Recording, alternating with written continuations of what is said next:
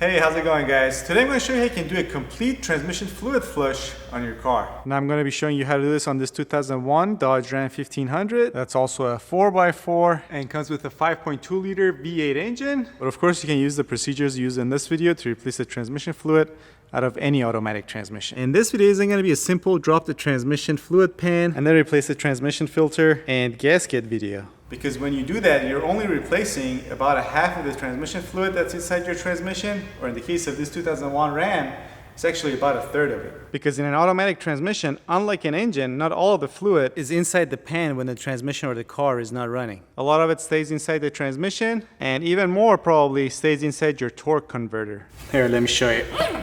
Now, I don't know how much is gonna come out of this, but that's not because this is empty. There's a lot of fluid in here, but we can't really get all of it out because this shaft is not inside here and turning it. So there, when you drop the pan and replace the fluid that's only in the pan, you're not replacing all of the fluid that's inside your transmission. Now, manufacturers recommend the DIY method to replace most of the transmission fluid, and that includes draining and refilling the transmission 3 times to get rid of most of the old transmission fluid. Now, in order for that procedure to not be a huge pain, you need a transmission oil pan that comes with the drain plug, which, as you can see, is missing on ours, and it's also missing on most automatic transmissions actually. Plus, there's a much more efficient way of replacing the transmission fluid inside your transmission that I'll show you later in this video. And as always, if you see any tools or products used in this video that pique your interest, I'll put links to where you can find them for cheap in the description box, so don't be afraid to click on them and check them out. Alright, next, since we don't have a drain bolt on this pan, what I'm going to do is to remove these 5 bolts on this end, and then get our catch pan underneath here, and catch all the transmission fluid that's going to drip out of there.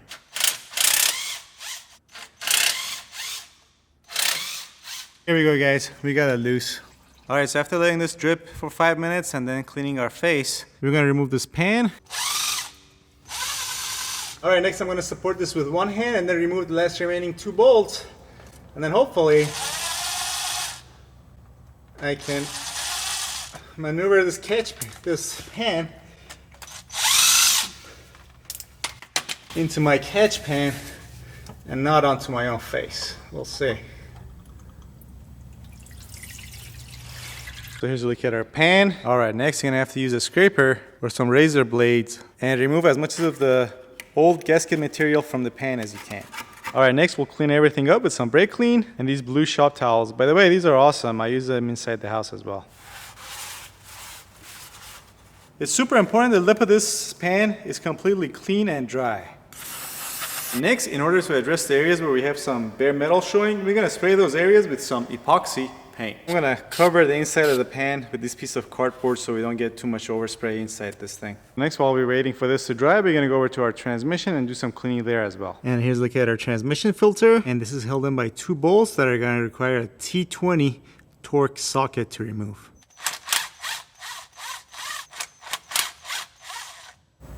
And then once again, using our scraper, we're going to have to clean this mating surface thoroughly. Alright, next up, our filter. Just make sure you get some transmission fluid on the seal. Once again, you run these in by hand. And again, hand tight is fine.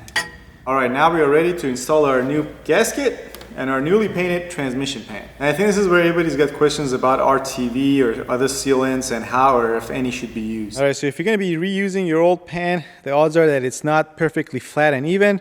Therefore, I always use some RTV. Especially in a case like this, since we had no other option to bend this in order to remove it from our transmission.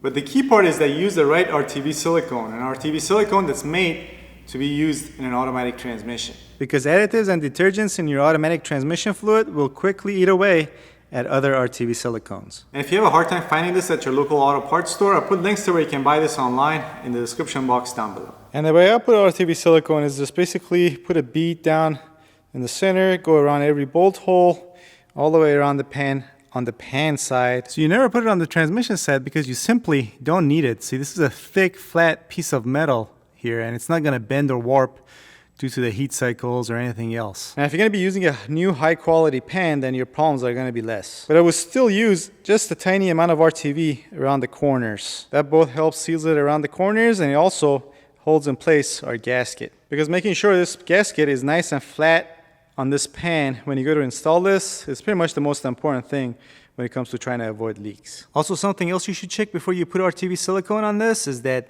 these bolt holes, the metal around it, should be completely flat. Because sometimes people, when trying to stop leaks, will over torque the pan bolts and they'll bend the metal right around the bolt holes. And if you find out that's the case, you just get something flat underneath it and just gently tap it in and make it even. All right, let's get to it.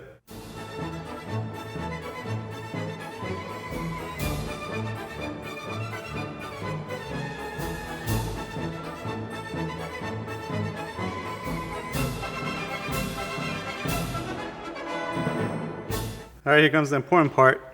Laying down our new gasket. And you want to make sure you lay it down nice and flat. Oh, as flat as you can. You just want to make sure you line up all the bolt holes exactly. That's the most important thing. All right, now we're ready to put this back on. So when I put this back on, I'm going to run the 2 bolts on the sides down just by hand. So this is held in place. And you don't want to run this down all the way that you can't move this, just in case you need to make adjustments. All right, next I'm going to torque these down to about 6 foot-pounds or 72 inch-pounds. This is the same. And again, we're going to go from the center out, crisscross manner.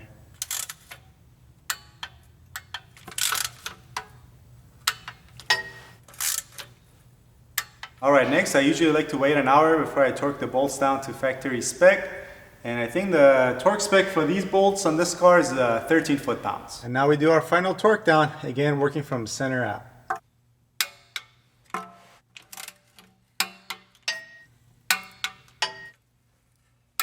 All right, next we're just gonna wait another 2 or 3 hours, or better yet, let this sit overnight, and then we're gonna refill with new transmission fluid. All right guys, so it's actually the next day, and now we're ready to add some transmission fluid and also do our DIY transmission fluid flush. All right, so according to the repair manual for this car, if you're dropping the pan and replacing the transmission fluid and filter only, you're only supposed to add 1.5 quarts of transmission fluid. And a quart obviously being one of these guys, and as you can see, that's not a whole lot. But if you're doing a complete transmission overhaul and rebuild, which includes removing the torque converter, you're supposed to add 6 quarts of transmission fluid, which equals 1.5 gallons. So if only we were to do this and not do the DIY transmission flush that I'm about to show you, we would only be replacing about 25% of the transmission fluid.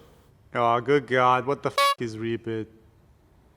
And the way we're gonna go about doing this DIY transmission flush is gonna be through our transmission cooler lines. See, every automatic transmission has to have a way to cool down the transmission fluid that's running through it.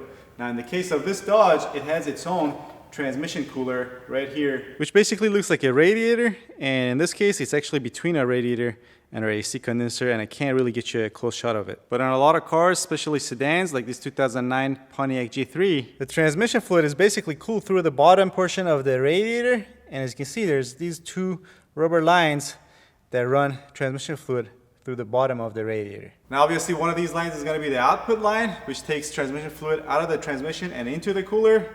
And one of them is going to be the return line. So what you want to do next is to find the output line. Now a quick way, if you have easy access to both lines, like in the case of this Pontiac, is to remove both lines and stick them both into a bucket. And then you get in the car, crank it for a few seconds, and the line that spits out transmission fluid, that's your output line. Or again, back on the Dodge here, you can look at the transmission lines where they go into the transmission. And we got one line here, and this is our second line. Sometimes it's obvious the one that's clearly going to be dumping fluid back into the oil pan is going to be the return line, and the other one the output line.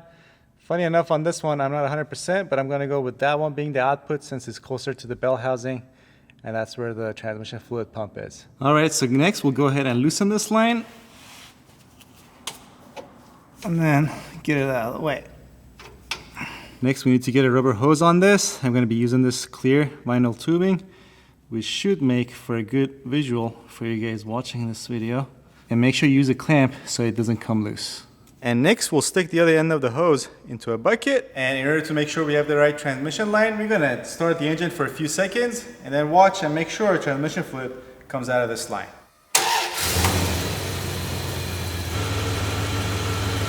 Alright, so as you just saw, we do have the correct line, but since we don't have enough transmission fluid inside our transmission, we're not getting enough circulation here. We're supposed to shoot about 1 quart every 20 seconds out of that output line. So what I'm going to do next is to make sure I have my transmission fluid ready, then start the engine and start adding transmission fluid. Since I've already added 1.5 quarts, we would need to add 4.5 more quarts, but I'm actually going to just add 5 more quarts just to make sure we get most of the old transmission fluid out of the transmission. And if everything goes according to plan, you guys should be able to see the old, darker transmission fluid turn into newer, more clear transmission fluid as we're doing our flush. Now, to be honest, the transmission fluid that's in here, it's not that old, doesn't look that bad, so you may not see a whole lot of change, but you guys get the idea.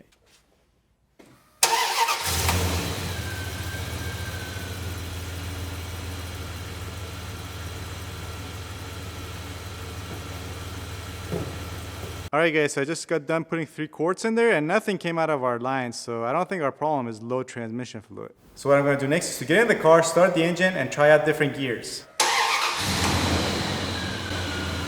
Yeah, let's go neutral first. Oh, look at that. It's working. That's the key. You got to put it in neutral. It's actually coming out pretty quick. Wow. Alright, you know what? I'm going to stop now. So it looks like just about 3 quarts or so. So I'm going to stop now. And here's a look at our transmission fluid. And again, as I said earlier, the transmission fluid that was in this car was already in pretty good condition and nice and clear. So you're not going to see a color change as the transmission fluid is coming out of this. But again, this just shows you how it's done. So what I'm going to do next is to add another 2 quarts. And then the same thing, get in the car, start the engine, put it in neutral. And then since I can keep an eye on this, if the level rises to about this level, I'm just going to stop. Oh, hell yeah.